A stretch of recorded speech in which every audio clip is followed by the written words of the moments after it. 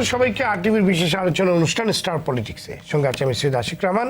দর্শক, আমাদের এই বিশেষ আয়োজনে আমন্ত্রিত অতিথি হিসেবে উপস্থিত থাকেন বাংলাদেশের একজন অত্যন্ত গুরুত্বপূর্ণ রাজনৈতিক ব্যক্তিত্ব, যার কাছে আমরা জানার চেষ্টা করি দেশ ও দেশের রাজনীতির অতীত, বর্তমান, আগামীর গতিপথ এবং ভবিষ্যৎ পরিকল্পনা সহ নানান দিক।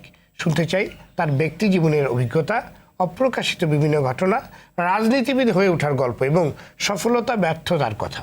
দর্শক, আজ আমাদের আমন্ত্রিত অতিথি হিসেবে এসেছেন এমন একজন ব্যক্তিত্ব যার রয়েছে বর্ণাঢ্য রাজনৈতিক জীবন। যিনি ছিলেন মুক্তিযুদ্ধের একজন সংগঠন এবং সম্মুখ যোদ্ধা। ছাত্র জীবন থেকে যিনি রাজনীতিতে সক্রিয় ছিলেন, বঙ্গবন্ধুর ঘনিষ্ঠ সহচর, যিনি গাজীপুর মহকুমা ছাত্রলীগের প্রতিষ্ঠাতা সাধারণ সম্পাদক, যিনি ছিলেন পূর্ব পাকিস্তান ছাত্রলীগের কেন্দ্রীয় কমিটির সদস্য, সহ সাধারণ সম্পাদকের দায়িত্ব পালন করেছেন 2 মেয়াদে। 1976 সাল থেকে যিনি গাজীপুর জেলা আওয়ামী লীগের সাধারণ সম্পাদক ও সভাপতির দায়িত্ব পালন করে আসছেন।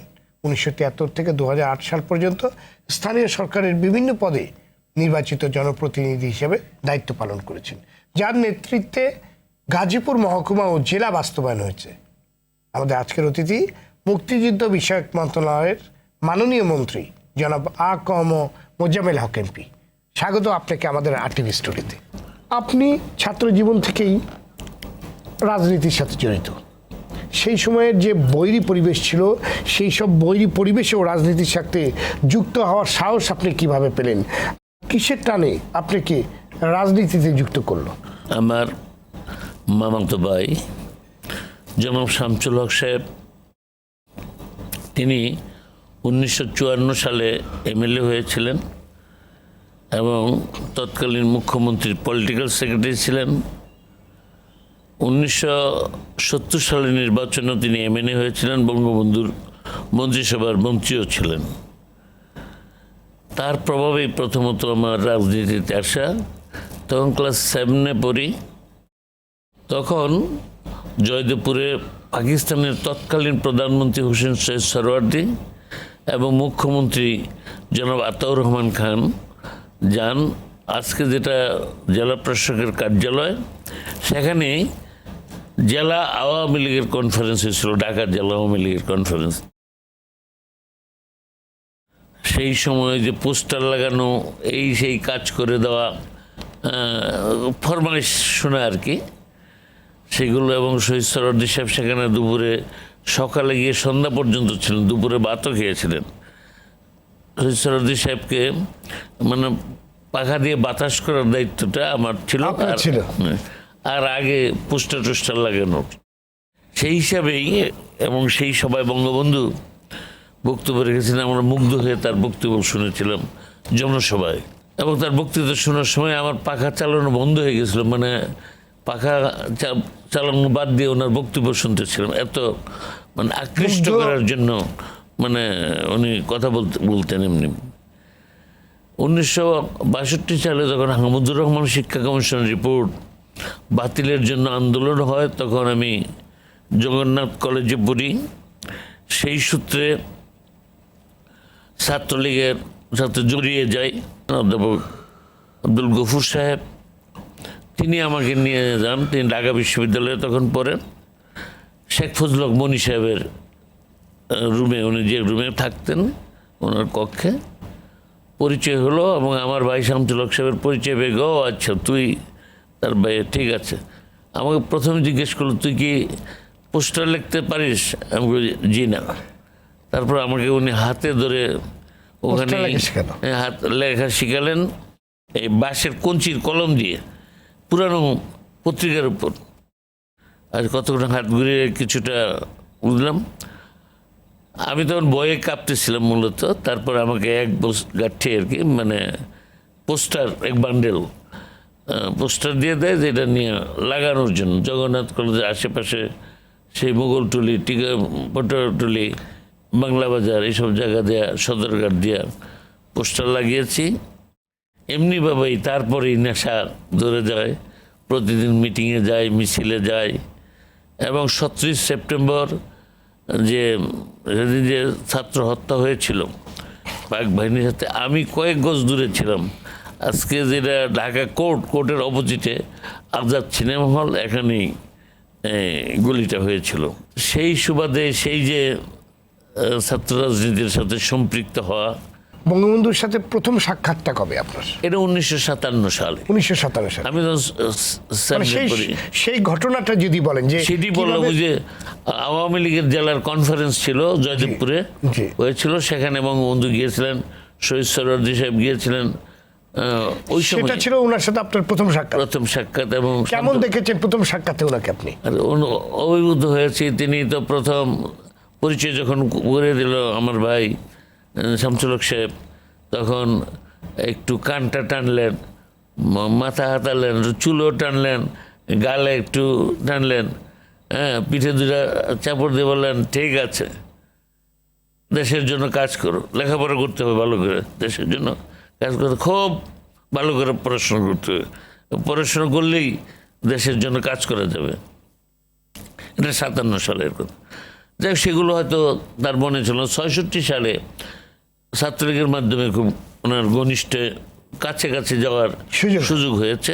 জাস্টিস ইব্রাহিম সাহেবের আমবাগানে আমাদের সাথে দেখা, তখন 6 দফা দেওয়ার পর বঙ্গবন্ধু বললেন যে কোনো কৃষকের বাড়ি, গৃহস্থের বাড়ি যদি কেউ ডাকাত দল যায়, আর যদি ডাকাত মালিক বলে যে গফুর, আমি তো তোদের চিনলাম, তুই আমার বাড়িতে ডাকাতি করতে আসছস, তখন ডাকাত দলের সামনে 2টা কাজ থাকে। এক, যে চিনল তাকে বাড়ির মালিক গফুরকে হত্যা করে আসা, আর তাকে যদি হত্যা করতে না পারে, যে মালিককে হত্যা করে আসা, না এলে যে গফুরকে চিনলো ডাকাত দলের, রাস্তায় এনে তাকে মেরে ফেলা, না হয় সে জীবিত থাকলে তার কারণে সমস্ত গ্যাং ধরা পড়বে, সেই জন্য রাস্তায় তাকে মেরে ফেলবে। তা আমি 6 দফা দেওয়ার পর পাকিস্তানিদের কলজায় হাত দিয়েছি। তাদের সামনে 2টা পথ খোলা আছে। এক, 6 দফা মেনে নেওয়া, কোনো দিনই তারা মানবে না। দ্বিতীয় পথ, আমাকে ফাঁসি কাস্টে ঝুলানো। তোদের কাছে আমার একটাই কথা, তোরা মাটি নিয়ে আমার সাথে শপথ করে, এবং আমরা বঙ্গবন্ধুর সাথে শপথ করেছিলাম যে আমাকে ফাঁসি কাস্টে ঝুলানোর পর আন্দোলন যেন স্তিমিত না হয়ে যায়। ক্ষুদিরামকে ফাঁসি কাস্টে ঝুলানোর পর সাময়িকভাবে আন্দোলন স্তিমিত হয়েছিল। আমাকে ফাঁসি কাস্টে ঝুলানোর পর যেন আন্দোলন স্তিমিত না হয়, যেন বেগবান হয়, গ্রামে গঞ্জে যেন আন্দোলন ছড়িয়ে পড়ে, সেইটার জন্য শপথ করলেন। সবাই কান্না সমানে অজরে কাঁদতে লাগলো। বঙ্গবন্ধু বললেন, কাউকে না কাউকে তো জীবন দিতেই হবে, এবং আমি সর্বপ্রথম স্বাধীনতার জন্য জীবন দিতে চাই। তিনি গ্রেপ্তার হয়ে গেলেন, এবং গ্রেপ্তার হওয়ার 2.5 বছর পরে বঙ্গবন্ধুর বিরুদ্ধে আগরতলার ষড়যন্ত্র মামলা দেওয়া হলো। তখন হঠাৎ যে ছাত্র আন্দোলন করতে হবে, অনেক বৈঠক হলো, তারপর সর্বদলীয় ছাত্র সংগ্রাম গঠন হলো, এবং সেখানে 6 দফাকে ইন টোটো দাড়ি কমা সেমিকোলন সহ গ্রহণ করে 11 দফা প্রস্তুত হয়। আপনার কাছে একটু ভিন্ন প্রসঙ্গে আসি। এবারের মন্ত্রিসভায় পুরনোদের মধ্যে অনেকেই বাদ পড়েছেন, কিন্তু আপনি টিকে গেলেন এবং আপনি আবার মুক্তিযুদ্ধ বিষয়ক মন্ত্রণালয়ের দায়িত্ব নিয়েছেন। এটাকে আপনি কিভাবে দেখছেন? আমি দেখছি যে যাদের এবার মন্ত্রিসভা থাকে নাই, ওনারাও কিন্তু আমাদের আজকের সফল রাষ্ট্রনায়ক, আমাদের মহান নেত্রী দেশরত্ন শেখ হাসিনার পাশে থেকে এই জাতির এই যে উন্নয়নের দ্বারায় অনেক অবদান রেখেছেন। এটা আমাদের মহান নেত্রী স্বীকারও করেছেন। তবে যেহেতু আবার নতুনদেরকে কাছে আনতে হবে, ট্রেন্ড আপ করতে হবে, চালাতে হবে, সেই জন্যই একজন তরুণ মুখ সামনে নিয়ে আসছেন ভবিষ্যৎ নেতৃত্বের আসে। তো কিছু কিছু তো থাকতেই হয়, হয়তো এটা মাননীয় প্রধানমন্ত্রীর বিবেচনা, তিনি কোন বিবেচনায় রেখেছেন। জি, মুক্তিযোদ্ধাদের তালিকা নিয়ে দীর্ঘদিন ধরে বিতর্ক চলছে, সেই বিতর্কের শেষটা কোথায়? শেষটা আমি আশা করছি যেভাবেই হোক এই বছর আমরা শেষ করতেই চাই। আপনি কি চান যে আপনি এই বছরে আপনি শেষ করবেন? না, অন্তত এই মেয়াদে অন্তত শেষ করবেন? না, এই বছরে আমি শেষ করার ডু অর ডাই এরকম একটা নিয়ে আমি মিশন নিয়ে নেমেছি। তবে কিছু কিছু কিভাবে, মানে আপনি শনাক্ত করবেন কিভাবে? আমাদের কতগুলো সনদ ইতিমধ্যেই একেবারে চূড়ান্ত হয়ে গেছে। যেমন ভারতের তালিকা, লাল মুক্তিবার্তা, যাদের অভিযোগ এখনো আসে নাই তারা। তারপর বিভিন্ন বাহিনীর তালিকা হয়েছে, সেনাবাহিনী, পুলিশ বাহিনী, নৌবাহিনী, বিমান বাহিনী, বিজিবি, তখনকার ইপিআর আর কি, ইস্ট বেঙ্গল রেজিমেন্ট, এগুলোর তালিকা তো বাহিনীর মাধ্যমে হয়েছে।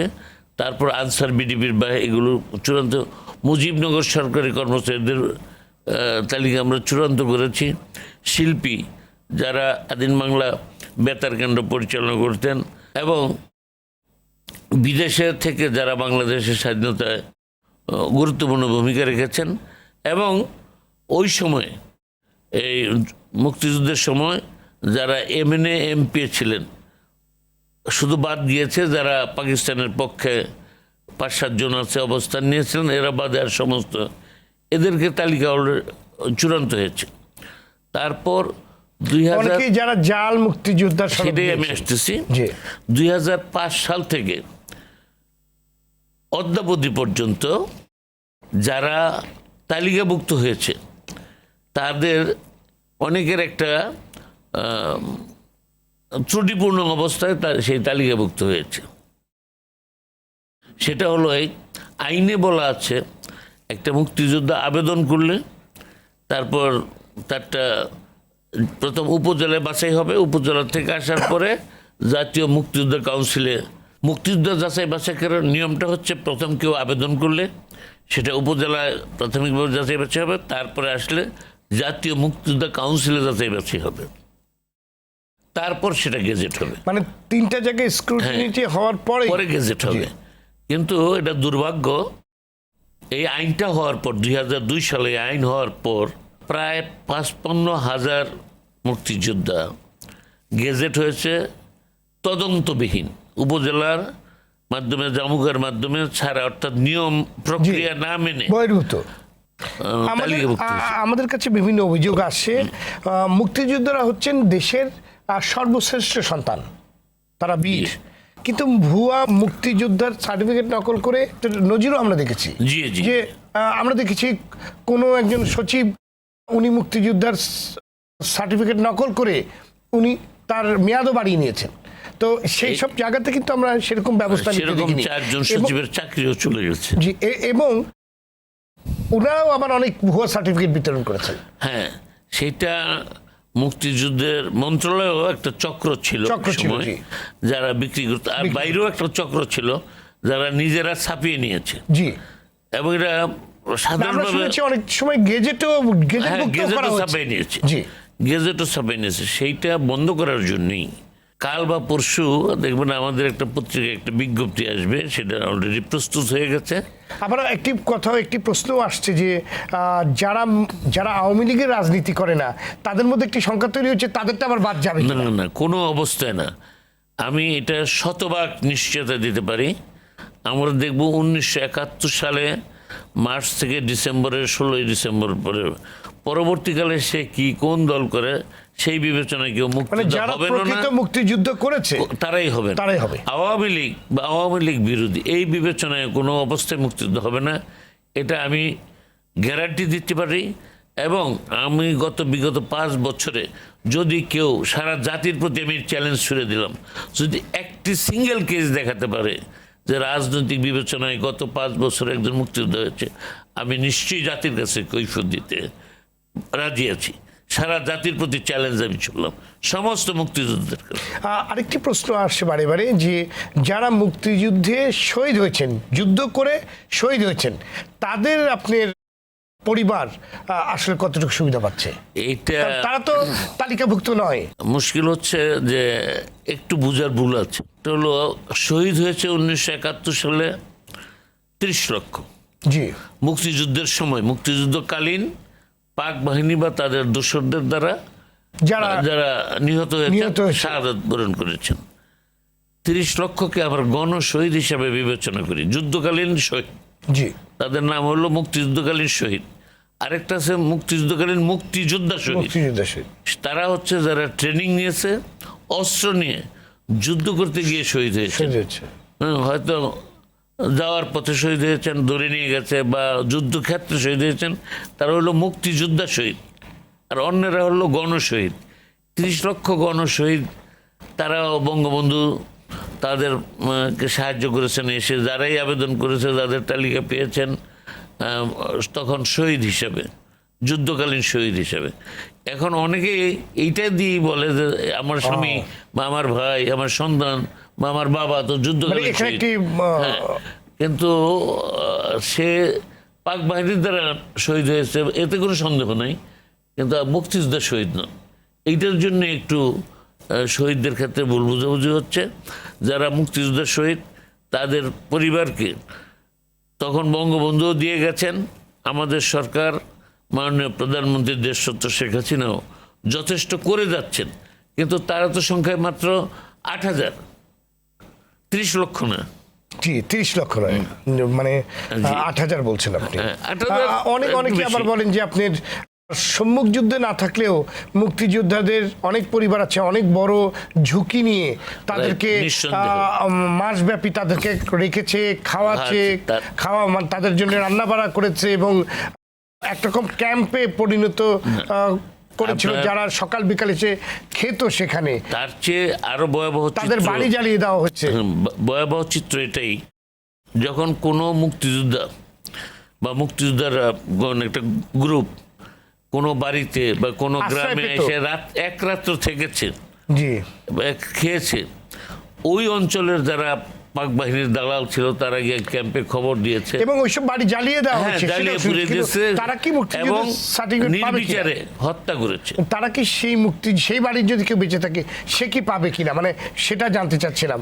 আজকে পর্যন্ত সে কিন্তু না, অনেক সেটা বড়- আমরা বিবেচনায় নিইনি। নেননি, জি আমরা তারা মুক্তিযুদ্ধের সময় ক্ষতিগ্রস্ত, ত্যাগী, মুক্তিযুদ্ধের সহযোগী, জি সেটা নিয়ে সেটা সম্মান দিচ্ছেন আপনারা। সেই সম্মানটা জি, দিচ্ছি। বাংলাদেশের মুক্তিযুদ্ধে অবদান রাখা বিদেশি বন্ধুদের মধ্যে 338 জনকে পদক দেবার ঘটনায় ব্যাপক দুর্নীতির ঘটনা ঘটেছে। এই পদকের মধ্যেই অনেক দুর্নীতি ছিল, 16 আনাই গলত পাওয়া গেছে সেখানে।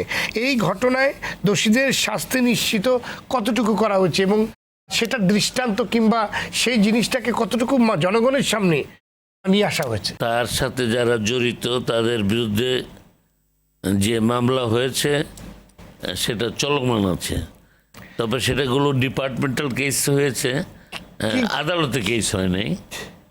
কিন্তু এটা থেকে ভয়ঙ্কর একটি খারাপ আপনার এটা আমাদের জন্য এরা যেহেতু সরকারি কর্মচারী ছিল, জি, কিন্তু কর্মচারী বলে তো কোনো সুযোগ কিংবা সুবিধা পেতে পারে না। অপরাধ যে করেছে সে হলো অপরাধী এবং সব রকম বিচারে সব অপরাধের একরকম শাস্তি হবে, সবার জন্যই শাস্তি কিন্তু একরকম।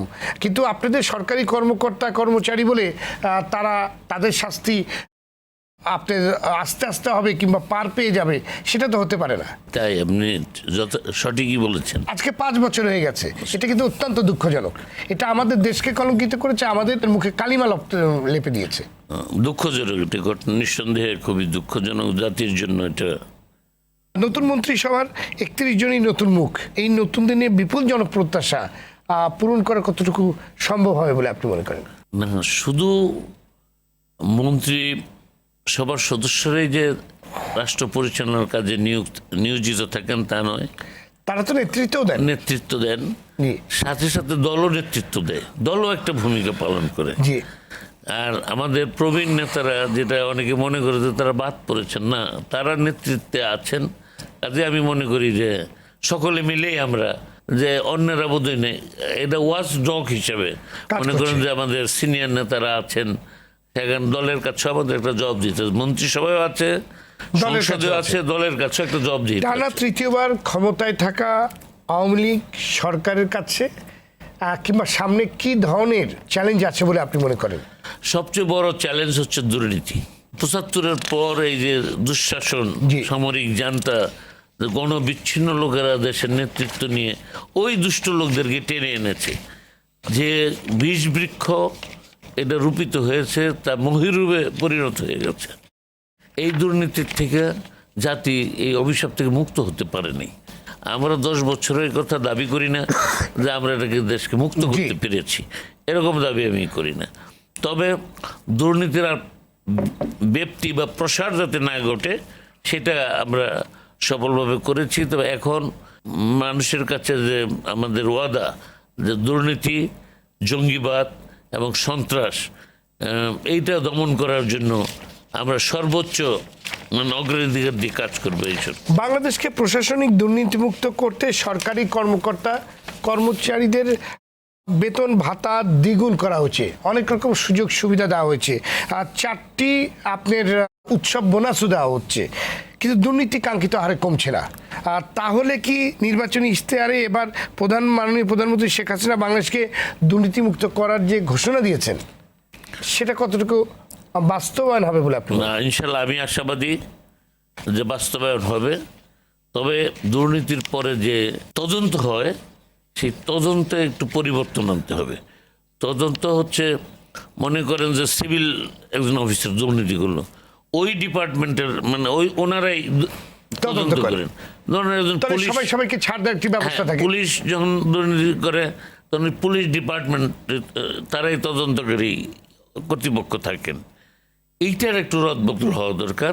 আমার মনে হয় তদন্তের সিস্টেমটা একটু পরিবর্তন আনলে আমরা কাঙ্ক্ষিত ফল পাবো। আপনার আবারও ছোটবেলায় ফিরে যেতে চাই। ছোটবেলায় আপনি কেমন ছিলেন? আপনি খুব ডান পিটে দুষ্ট না শান্তশিষ্ট স্বভাব? না, খুবই ডান পিটে দুষ্ট টাইপের ছিলাম।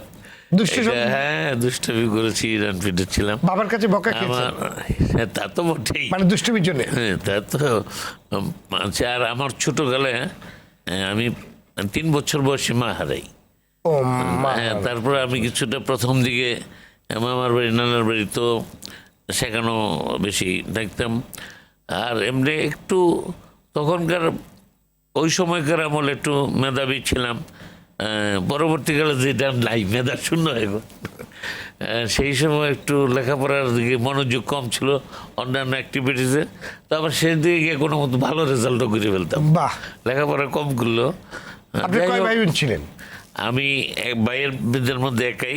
তো আপনি এত ছোট অল্প বয়সে আপনি মা হারিয়েছেন, তারপরে মামা এবং খালার কাছে? না, আমি মানুষ হয়েছি আমার ফুপুর কাছে বাড়িতে। ঠিক আমি যখন আমার মা মারা যায় তার 1 মাসের মধ্যে আমার যে ফুপু তার স্বামী মারা যায়। সে আমাদের বাড়িতে চলে আসে, আমাকে সন্তানের মতো লালন করেছে। ওনার কোনো সন্তান ছিল না। এছাড়া আমার দাদিও তখন বেঁচে ছিলেন।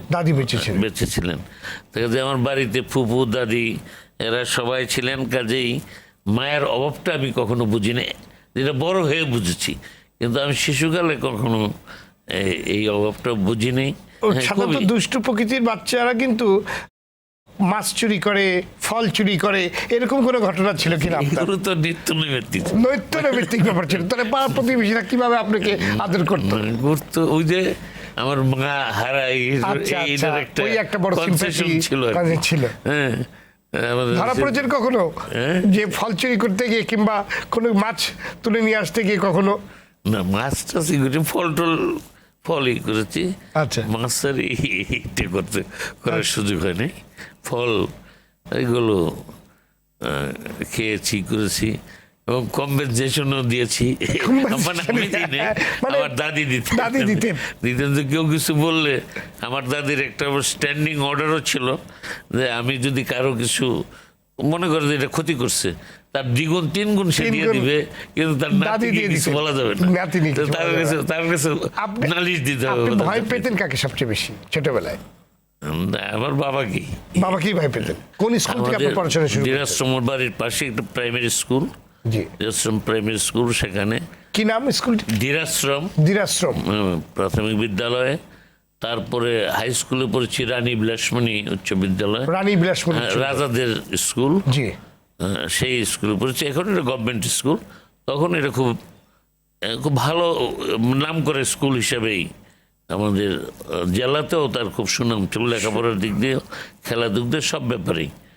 সেই স্কুলের কোনো টিচারকে আপনার এখন মনে পড়ে যাকে দেখলে আপনি খুব ভয় পেতেন, যে শিক্ষকের কথা শুনলে ভয় লাগতো? আমাদের হেডমাস্টার ছিলেন আব্দুল হাই MA BT সাহেব। সে ইংরেজিতেও মাস্টার ছিলেন, আরবিতেও। চেহারাও সেই সময় চেহারাও ছিল 6 ফিটের উপরে। সে যখন হাঁটতো, পায়চারি করতো, হাতে এই একটা ব্যাত, ক্লিকে ব্যাত, তিনি আজকান পড়তেন, নিচে রাখতেন, এবার হাঁটতেন, হাতটা এইদিকে পাঞ্জাবির নিচ দিয়ে। তো এটা ব্যবহার বেশি করতে হয় না, ছাত্র ওটা দেখেই আপনার মোটামুটি সব ছাত্র একটু ভয় পেত। আর প্রমোদ চক্রবর্তী ছিল, অ্যাসিস্ট্যান্ট হেডমাস্টার, এরা সব বাঘা বাঘা টিচার ছিল, লেখাপড়াও জানতো। ছেলেদেরকে এখন বুঝি সন্তানের চেয়ে বেশি আদর করতো। আপনি দীর্ঘদিন স্থানীয় সরকারের বিভিন্ন স্তরের নেতৃত্ব দিয়েছেন, জি। এখন আপনি সংসদ সদস্য এবং মন্ত্রী। অভিযোগ রয়েছে সংসদ সদস্যদের প্রভাবের কারণে স্থানীয় সরকার শক্তিশালী হতে পারছে না। এটাকে আপনি আসলে কিভাবে? না, নিঃসন্দেহে এটা সত্য। আমাদের দেশের মাননীয় সংসদ সদস্যরা তারা ডেভেলপমেন্ট কাজে জড়িত থাকতে চায়। আমার মনে হয় দুনিয়ার কোনো দেশ এটা নাই। জি ডেভেলপমেন্ট কাজ করবে স্থানীয় সরকার। জি তবে সংসদ সদস্যের জন্য একটা থোক বরাদ্দ দেয়। মনে করেন আমাদের দেশে যে অবস্থা, এখন একজন সংসদ সদস্যের 30 কোটি টাকা বা 50 কোটি টাকা দিতে পারে যে তুমি তোমার পছন্দ মতো তোমার যে কমিটমেন্ট সেই জন্য তুমি প্রকল্প দাখিল করো, গভর্নমেন্ট ইমপ্লিমেন্ট করবে। তাহলে আর ওই উপজেলায় গিয়া, ইউনিয়ন পরিষদে গিয়া বা পৌরসভায় গিয়া আমাদের প্রভাব বিস্তার করতে হয় না, একটা থোক বরাদ্দ দিয়ে দিলে। জনপ্রতিনিধিরা, পার্লামেন্ট মেম্বাররা, ওরা আইন করবেন, ওনারা বাস্তবায়ন করবেন এবং দেখভাল করবেন যে ঠিকঠাক মতো ওনারা করছে এই কিনা। কাজটা কি ঠিক হইলো কিনা, আমার এলাকায় যে এত টাকার কাজটা হচ্ছে হইলো কিনা, না হইলে আমার কথা তো শুনবে। আমি যদি একটা কর্তৃপক্ষকে বলে যে আপনার তদন্ত করেন, তাহলে কাজের মান সেটাই তো হওয়া উচিত ছিল। হওয়া উচিত ছিল স্থানীয় সরকারকে শক্তিশালী করার জন্য। আমি কোনো ইন্টারফেয়ার করি না, তারা যা করে আমি ইন্টারফেয়ার, আমি বরঞ্চ একটু তদন্ত করে আমি বলি, ইউনূস সাহেবকে বলি, বা আমি যাওয়ার সময় একটু লক্ষ্য করি, নেমে এখানে দেখি যে কাজটা। কিন্তু আমি এটা খুব সবাই তো করছে না, এটা করা উচিত। আমাদের উন্নয়ন বাজেটের একটা অংশ যে থাকা উচিত একেবারে কমপক্ষে শতকরা 20% স্থানীয় সরকার। সেটা কি আপনি এই যেটা আপনি এখন বলছেন সেটা কি আপনি সংসদে দাঁড়িয়ে অতীতে বলেছি আমি? এখন কিন্তু তো বাস্তবায়ন হয়নি। কিন্তু আপনার এই যে বর্তমানে যে আইন হয়েছে, আমি আজকে অত্যন্ত আনন্দের সাথে বলতে চাই, এই উপজেলা যেমন চেয়ারম্যান, এই এমপি সাহেবরা উপদেষ্টা আছেন, আমি এর বিরোধিতা করেছিলাম, সংসদে এনেছিলাম, ওই দিন গৃহীত হয়নি। যখন পৌরসভা এবং আমরা সিটি কর্পোরেশন আইন হয়, তখন আমার 42টা সংশোধনী গ্রহণ হয়েছে। সেখানে 1 নম্বর সংশোধনী ছিল যে এমপি সাহেবরা এর উপদেষ্টা হতে পারবেন না। এইটা পাশ হয়েছিল এবং তাদের যে তারা স্বাধীন এই হিসাবে যে 42টা বিভিন্ন কমিটি গঠন করা, এই যে পৌরসভা বা ইউনিয়ন পরিষদ, উপজেলা যেভাবে চলে, এটাও ঠিক না। সেটাও প্রেসিডেন্সিয়াল সিস্টেমে চলে। মেয়র সাহেব যা করে, কাউন্সিলর সাহেবদের কোনো ভূমিকা নেই। সেই জন্য স্ট্যান্ডিং কমিটি থাকবে, যেটা আমাদের পার্লামেন্টে আছে। স্ট্যান্ডিং কমিটি, যার যার স্ট্যান্ডিং কমিটি, সেটা যেমন ধরুন পানির জন্য একটা, স্যানিটেশনের জন্য একটা, আপনার গার্বেজ টার্বেজ এগুলোর জন্য একটা, বা ডেভেলপমেন্টের জন্য একটা, খেলাধুলার জন্য একটা, এরকম সাব কমিটি থাকবে। তারা সেই সব সেক্টরগুলো দেখবে। এটা কিন্তু আমি মনে করি বাংলাদেশের সর্বশ্রেষ্ঠ, যেমন কনস্টিটিউশন, এই লোকাল গভর্নমেন্ট আইনগুলো সবচেয়ে ভালো। একটাই যদি খুদ বাদ দেন যে উপজেলায় আছে যে এমপি সাহেব আপনার অ্যাডভাইজার, এটা বাদ দিলে এর চেয়ে ভালো আইন নেই। কিন্তু আইনটা ইমপ্লিমেন্ট করার ক্ষেত্রে তার সেই ফান্ড নাই, টাকা নাই। এবং আমাদের দেশের যারা জনপ্রতিনিধি হন তাদেরও একটা খুব দুর্বলতার দিক হলো তারা জনগণের কাছ থেকে ট্যাক্স আদায় করতে চায় না, এবং জনগণকে যে সমস্ত নিয়ম কানুন, একদম একটা বাড়ি করবে, যে নিয়ম মেনে করতে হবে সেটা ইম্পোজ করে না। যদি ভোট কমে যায়, এই দুইটা কাজ আবার জনপ্রতিনিধিদের খুব শৈথিল্য হচ্ছে। একটা হচ্ছে ট্যাক্স ধার্য করা, আর একটা হলো কেউ যদি লঙ্ঘন করে একটা বাড়ি উঠাচ্ছে। এখন আপনি জনপ্রিয়তার কথা চিন্তা করলে তো কাজ করা যাবে না। আমি দীর্ঘকাল কাজ তো করতেই হবে। আমি 23 বছর পৌরসভার চেয়ারম্যান মেয়র ছিলাম, আমি কখনোই এটা করতে দেইনি। এটা নিশ্চয়ই আমার এলাকার লোকেরা এটা শুনতেছে, একথা স্বীকার করবে। আমি এ ব্যাপারে চোখ বন্ধ করে কাজ, তাতে তো আপনার জনপ্রিয়তা কমে নেই, বরং আমি ওই এলাকার থেকে পরপর 7 বার নির্বাচিত হয়েছি। একই লোক আমাকে 7 বার নির্বাচিত করেছে স্থানীয় সরকারে, এবং লোকেরা জানে যে টাকা পয়সা ছাড়া বিনা পয়সায় আমাকে ভোট দিত। আমার কাছে কাজ করাই তো পয়সা লাগে নাই, আমাকে ভোট দিতে কেউ পয়সা চায় নাই। এই দেশের প্রতি পশ্চিম পাকিস্তানের প্রচুর এবং চরম বৈষম্যমূলক আচরণ ছিল, এবং আচরণের বিরুদ্ধেই একাট্টা হয়ে কিন্তু মুক্তিযুদ্ধে অংশগ্রহণ করে এই দেশকে আমরা স্বাধীন করি। আমি দুইটা উদাহরণ দিব কি? এই যে আপনি যে বর্তমানে যে ধনী দরিদ্র একটি বিশাল বড় বৈষম্য, বৈষম্য এটা তৈরি হচ্ছে, উদ্বেগজনক। এবং বাড়ছে, এই বিষয়টি আপনি কিভাবে বিশ্লেষণ করবেন? আমি মনে করি যে এটা নিয়ন্ত্রণের জন্য আমাদের আইনগুলো কঠোরভাবে প্রয়োগ করা, যেমন সম্পদ কিভাবে আহরণ করছে, সম্পদ কি করছে, সম্পদের কি ব্যবহার হচ্ছে, এবং ট্যাক্স ইত্যাদি যদি ঠিক মতো দেয়। অনেক ক্ষেত্রেই আমরা তাহলে সংসদ এই সদস্যদের নিয়ন্ত্রণ- কিংবা সরকারে যারা আছে তাদের মধ্যে আপনি একটা অনীহা দেখা যায় তাদের সম্পদের পরিমাণটা কিংবা এটা তাদের বলতে রাইট, এটা তো এটা আমাদের কথায় আছে সব সম্পদের ইতিহাস, মানে সম্পদের এই তো প্রার্থী হলে তো দিতেই হয়, না দিয়ে তো কোনো উপায় নেই। তো এখন সঠিক দেয় না বেঠিক দেয়, এইটা হলো প্রশ্ন হইতে পারে যে উনি সঠিক দিচ্ছে না মানে এই যে আপনি গোজামিল বলেন যে উনি দিচ্ছে। সঠিক দিচ্ছে না গোজামিল দিচ্ছে, এটাই বা দেখবে কি?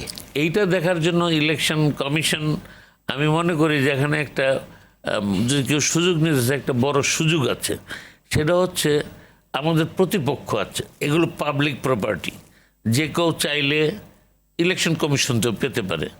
আমরা যদি কোনো জন, আমার একটা বাড়ি আছে, আমি দেখাইলাম না, একটা আমার যেহেতু প্রতিপক্ষ আছে তার একটা কমপ্লেনও করতে পারে। আমি মনে করি যে এতে সচেতনতা দরকার, আমার জনগণের এবং প্রতিপক্ষের একটা সচেতনতা দরকার।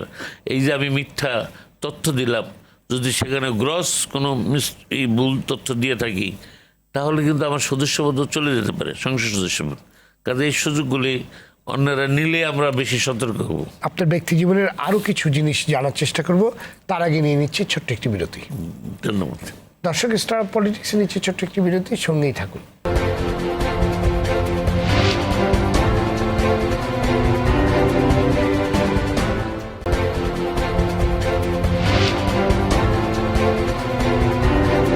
সুপ্রিয় দর্শক, বিরতির পর আবারও স্বাগত স্টার অফ পলিটিক্সে। সঙ্গে আছে আমি সৈয়দ আশিক রহমান। আলোচনা করছি মুক্তিযুদ্ধ বিষয়ক মন্ত্রণালয়ের মাননীয় মন্ত্রী আ.ক.ম মোজাম্মেল হক এমপি।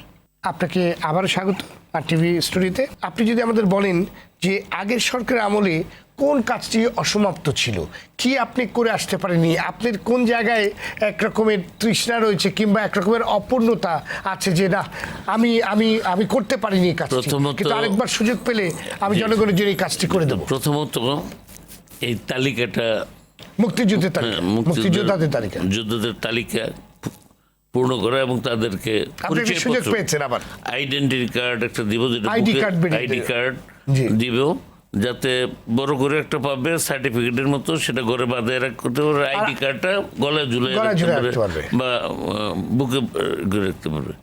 এবং সেখানে তাদের যে পুরো চিকিৎসা, শতভাগ চিকিৎসা নিশ্চিত করা, তারপর তারা কিছু সুযোগ সুবিধা পাবে মুক্তিযোদ্ধারা সেই আইডি কার্ডের দিতে পারলে পিছনে লেখা থাকতো, যেমন সরকারি যানবাহনে ভাড়া লাগবে না, বা প্রত্যেকটা যে কোনো অফিসে গেলে সেই আইডি কার্ড দেখালে তাকে তাৎক্ষণিকভাবে বসার ব্যবস্থা করে দেবে, যে কোনো কানে গেলে কোনো সে অগ্রাধিকার পাবে, এই সমস্ত সুযোগগুলো দেওয়া। জি, মুক্তিযোদ্ধা দ্বারা বাড়িঘর নাই, অসচ্ছল মুক্তিযোদ্ধা, তাদের প্রত্যেককে বাড়ি করে দেওয়া। ইতিমধ্যেই মাননীয় প্রধানমন্ত্রী সেখানে 2200 কোটি টাকা অনুমোদন দিয়েছেন, আমরা সেটা এখন করতে যাচ্ছি।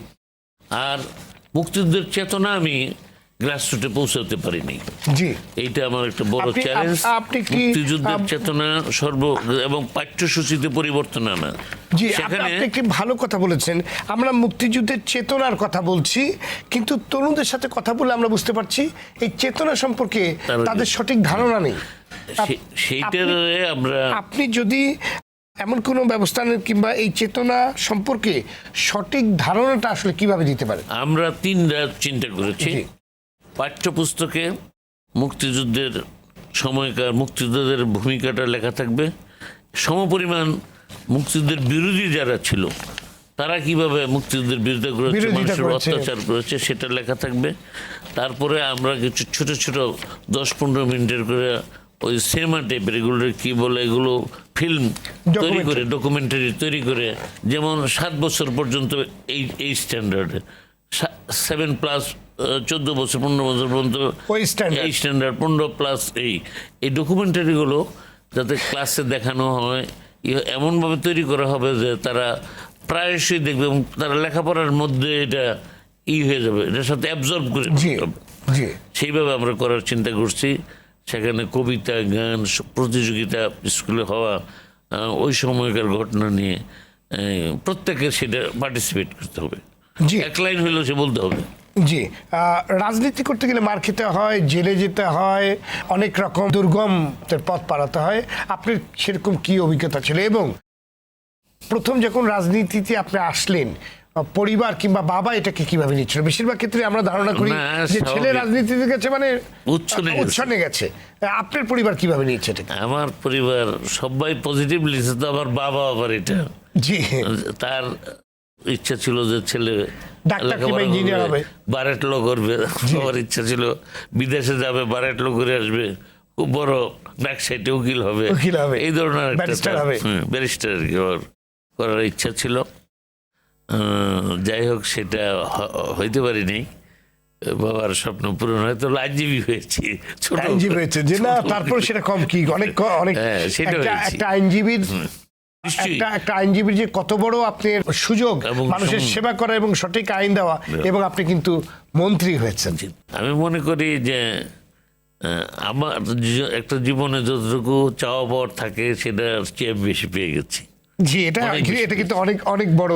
এখন শুধু মানুষের জন্য করার সময়, এখন দেশের জন্য করার আমার সময়। ইচ্ছা সেটাই যে আল্লাহ আমাকে দিয়ে যেন দেশের জন্য কিছু করে এবং সেই কাজের মধ্যে যেন আমি অমরত্ব লাভ করতে পারি। আপনার আপনার বাবা কিন্তু যা চেয়েছিলেন তার চেয়ে আপনি বেশি হয়েছেন, কারণ হয়েছেন। আপনি এখন আইন প্রণেতা হয়ে গেছেন। জি। তো নিশ্চয়ই আপনার বাবা বেঁচে থাকলে উনি অনেক আপনার গর্ব করতেন, অনেক খুশি হতেন। জি, জি। জি অনেকে আছেন যারা সংসদ সদস্য হবার পর তাদের সম্পদের পরিমাণ অনেক গুণ বেড়ে গেছে। এটাকে আপনি কিভাবে দেখেন? না ব্যবসা বাণিজ্য করে মানুষ বাড়াতেই পারে। এইটা একজন লোক সাথে কোনটা চায়। সে যদি সম্মান চায় তাহলে সম্পদের মোহ ত্যাগ করতে হবে। আর সম্পদ যদি চায়, দরকার নেই রাজনীতির, ব্যবসা বাণিজ্য করলে অনেক বেশি কামাই করা যায়। কেন দুইটা করা? দুই হাতে দুই শোল যদি ধরেন, কোনোটাই ভালো হবে না। এই যে অনেকে বলে রাজনীতি এই যে করলে এখন- অতি দ্রুত ধনী হওয়া যায়, অনেক তাড়াতাড়ি আপনার ভাগ্য বদলে দেওয়া যায়। ৭৭ পরে কিন্তু তাই আপনি হয়েছে। আপনি আপনি কিভাবে দেখেন এটাকে? এই যে আজকে আপনার ছাত্র রাজনীতির ভিতরেও আমরা দেখি যে সবার একটি লক্ষ্য করছি, কেন রাতারাতি আমি অনেক বড় হব, অনেক আপনার আমরা শুনি যে ধরো ছাত্র নেতারা তখন ট্রেনে আর যায় না, ট্রেনে গেল ফার্স্ট ক্লাসে যায়, গাড়িতে যে যায়, প্রাইভেট কারে যায়, এসি ওলা গাড়িতে যায়। আমাদের সময় বাসে যেত, প্রাডো গাড়িতে যায়। বাসে যেত, ট্রেনে গেলে থার্ড ক্লাসে চলে যেত নেতারা, ছাত্র আপনি নেতারা। কিভাবে আপনি কিভাবে চলাফেরা আমি করতেন? এটা চাই না। আমি মনে করি যে ছাত্র জীবন ছাত্রের মতো থাকবে, ছাত্রের মতো থাকবে। থাকবে তার মধ্যে এত প্রাচুর্যের চিন্তা থাকবে কেন? সে গণমানুষের সাথে যদি মিশতেই না পারে, তো গণমানুষের নেতা হবে কি করে? কাজে তাকে তৃণমূলের সাথে মিশতে হবে, তৃণমূলকে আপন করতে হবে, তৃণমূলের সুখ সুবিধা দেখতে হবে। এবং আমি আজকে যাদেরকে আমরা ঘৃণা করি জি তাদের সম্বন্ধে বলি, তারা আমাদের চেয়ে ভালো ছিল এই ক্ষেত্রে। যেমন ধরুন, যদি এখন মুসলিমের নেতাদের কথা বলেন, আমরা যদি দেখেন সেই নেতাদের তারা কিছু সম্পদ রেখে যায়নি। হয়ে যেতে পারে যে ভুল রাজনীতি করেছে, কিন্তু এই কথা বলতে পারবে না যে বিশাল। আর আমাদের সময় দেখেন, বঙ্গবন্ধু হত্যা করার পর যারা রাজনীতিতে আসছে তাদের একরকম, আর যারা ওই ছাত্র রাজনীতির মাধ্যমে আস্তে আস্তে প্রক্রিয়ায় আসছে তাদের জীবনধারা এরকম। আপনার 10টা কেস স্টাডি করেন, তাহলে বুঝতে পারবেন যে ছাত্র রাজনীতির মাধ্যমে বা গণরাজনীতির মাধ্যমে আসলে তাদের চিন্তা ভাবনা কি, তাদের দৃষ্টিভঙ্গি কি, তাদের সম্পদের পরিমাণ কত। আর যারা সরাসরি রাজনীতি চলে আসছে তারা কি করেছে। যে এইটা কখনোই কাম্য নয় যে হঠাৎ করে কেউ। তরুণ প্রজন্মের অনেককেই আমরা রাজনীতি বিমুখ দেখি কিংবা অনাগ্রহী হতে দেখি, তাদের উদ্দেশ্যে আপনি কি বলবেন? তারা যেহেতু রাজনীতির মধ্যে সেই আদর্শ দেখে না, রাজনীতির মধ্যে সেই আইকন দেখে না, যে এদেরকে আমরা মুখে যা বলে কাজের সাথে তার মিল। মুখে তো আমরা সবাই ভালো কথা বলি, ভালো কাজ করি কতটুকু সেটাই লোক কথা। সেই জন্য মানুষের মেধাবী লোক ছেলেরা আমি দেখছি যে রাজনীতি বিমুখ, তারা এটা চিন্তা করেন। আর আগে মেধাবী ছাত্ররা কিন্তু রাজনীতি করতো, মেধাবী ছাত্র রাজনীতি করতো। আর এখন মেধাবীরা বিমুখ এই জন্য যে তাদের সামনে কোনো উদাহরণ নেই, এগুলো নাই যে এই কাজটা করলে এই হবে। আর সেই জন্য আমরা মনে হয় যে স্বাধীন দেশের উপযোগী রাজনীতি এখন চলছে না। এই রাজনীতির পরিবর্তন হওয়া উচিত। রাজনীতি হচ্ছে ত্যাগের জন্য, ভোগের জন্য নয়। এবং ছাত্র রাজনীতি, তারা যত না ছাত্রদের সমস্যার কথা চিন্তা করে, তার চেয়ে বেশি চিন্তা করে দলীয় সমস্যার কথা। তাদের চিন্তা করবে আগে প্রথম যে শ্রেণী সে প্রতিনিধিত্ব করে তাদের কথা। ছাত্র রাজনীতি মানে তো আমরা অনেকেই বলেন ছাত্র রাজনীতি হলো রাজনীতির শুরু করার হাতে খড়ি এবং আঁতুড়ঘর। ছাত্র রাজনীতি করাটার বড় কথা হলো ছাত্রদের সুযোগ সুবিধা দেখা, ছাত্রদের হল কত ভালো থাকবে, শিক্ষা ব্যবস্থা নিয়ে তারা কথা বলবে, পাঠ্যসূচি নিয়ে কি আসা উচিত, ছাত্রদের সুযোগ সুবিধার কথা বলবে। সেগুলোর বাইরে গিয়ে ঠিক মতো আসছে কিনা বা তাদেরকে শিক্ষক কিনা, জি, তাদের লেজুর ভিত্তিক রাজনীতির পিছনে গিয়ে দাঁড়াতে দেখি আমরা। সেই দিকে একমাত্র ব্যতিক্রম বাংলাদেশ ছাত্রলীগ। এই জন্য বলছি যে তাদের জন্ম হচ্ছে যে কোনো রাজনৈতিক দলের, আওয়ামী লীগের জন্মের আগে। তো যাক, এখন কিন্তু আবার সেই অবস্থানে নাই যে ছাত্রলীগ।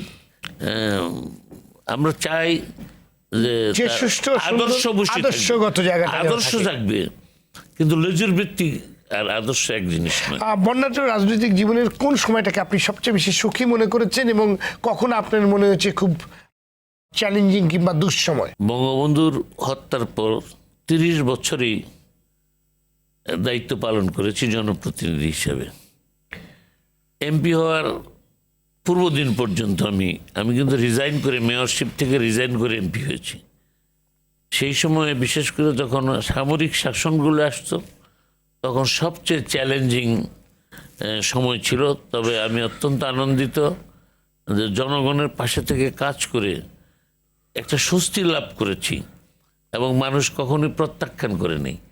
এটাই হচ্ছে আমার জীবনের ওই সময়টাই, মানে লোকাল গভর্নমেন্টে আমার জীবনে বেশি মনে করি যে আমি বেশি কাজ করতে পেরেছি। সুখের সময়, স্বাধীনভাবে সুখী মনে হয়, সেটাই আমি স্বাধীনভাবে বেশি কাজ করতে পেরেছি। মুক্তিযুদ্ধ বিষয়ক মন্ত্রণালয়ের দায়িত্ব নিয়ে আপনি কতটুকু সফল বলে নিজেকে মনে করেন? এবং গত 5 বছরে আমি পুরোপুরি সফল হতে পারিনি, তো এই 5 বছরে আমি সেটা ইনশাল্লাহ পুষিয়ে সফলতার শীর্ষে যেতে চাচ্ছি। এবারে আপনি সেই কাজগুলো করে শেষ করবেন, সফলতার শীর্ষে যেতে চাচ্ছি। জি, আপনার কাছে আমার শেষ প্রশ্ন, বাংলাদেশ নিয়ে আপনার ভাবনা এবং প্রত্যাশা, সে কথাগুলি যদি বলেন। বঙ্গবন্ধু দেশটাকে স্বাধীনের জন্য ভেবেছিলেন শুধুমাত্র একটা পতাকা, একটা জাতীয় সঙ্গীত, একটা ভূখণ্ড দেওয়ার জন্য নয়। এর সাথে এর পাশে মানুষের অর্থনৈতিক মুক্তি দেওয়া ছিল বঙ্গবন্ধুর স্বপ্ন। বঙ্গবন্ধুর স্বপ্নই কতটুকু বাস্তবায়িত হয়েছে সেটা বাস্তবায়িত হয় নাই। তো আমরা বিশ্বাস করি তার রক্তের উত্তরাধিকার, আদর্শের উত্তরাধিকার শেখ হাসিনা অনেকগুলো, বিশেষ করে কতগুলো চ্যালেঞ্জ, যেমন শিক্ষাক্ষেত্রে যে একটা 10ম শ্রেণীর পর্যন্ত বই দেওয়া বিনা পয়সা সবাইকে, স্বাস্থ্য ব্যবস্থা একটা বিরাট পরিবর্তন আনতে সক্ষম হয়েছেন। যে এবারকার যে ঘোষণা যে 65 বছরের উপরে যত লোক আছে শতভাগ ফ্রি চিকিৎসা পাবে এবং 1 বছরের নিচে যত শিশু আছে, এবং আমরা আশা করি পরবর্তী 5 বছরে শতভাগ লোকের চিকিৎসা নিশ্চিত করতে পারবো। শতভাগ লোকের চিকিৎসা যদি নিশ্চিত হবে সেদিন বঙ্গবন্ধু সমস্যা। এবার এখন আর না খেয়ে এগুলো কোনো লোক মারা যায় না। বিজিএফ, বিজিডি, 10 টাকা কেজি চাল, বয়স্ক ভাতা, বিধবা ভাতা দিয়ে এটা তিনি দূর করেছেন। খাদ্যের অভাবে যেন কেউ মারা না যায় সেটা নিশ্চিত করবে, ইতিমধ্যে হয়ে গেছে। এটাকে স্থায়ীকরণ করবে বর্তমান সিস্টেমটাকে। আপনার মানুষের বাড়িঘরের ব্যাপারে এবার আমাদের সরকার কিন্তু যে বলেছে যে যার বিটা আছে, ঘর নাই, তাকে ঘর করে দিব শতভাগ, যত মানুষ আছে। এবং যার বিটাও নাই, ঘরও নাই, খাস জমিতে তার ঘর করে দিতে হবে। প্রত্যেকটা মানুষের আশ্রয় স্থায়ী দিতে হবে। যতদিন না দিবে বঙ্গবন্ধুর আত্মার শান্তি পাবে না। কাজেই মৌলিক চাহিদাগুলো রাষ্ট্র নিশ্চিত করবে, খাওয়া, পড়া, চিকিৎসা, শিক্ষা। এইটা হলেই আমি মনে করি যে প্রথম বঙ্গবন্ধুর ইচ্ছাটা পূরণ হবে। তারপরে তো মানুষ একটা আমাদের দেশ শিল্প সমৃদ্ধি জ্ঞান বিজ্ঞানের সর্বক্ষেত্রে বাংলাদেশ তার একটা যেমন সুনামের জায়গায় চলে যাবে, খেলাধুলা সব ক্ষেত্রে। জি, এটাই আমাদের ধন্যবাদ আপনাকে অসংখ্য ধন্যবাদ আজকের আলোচনায় অংশগ্রহণ করার জন্য।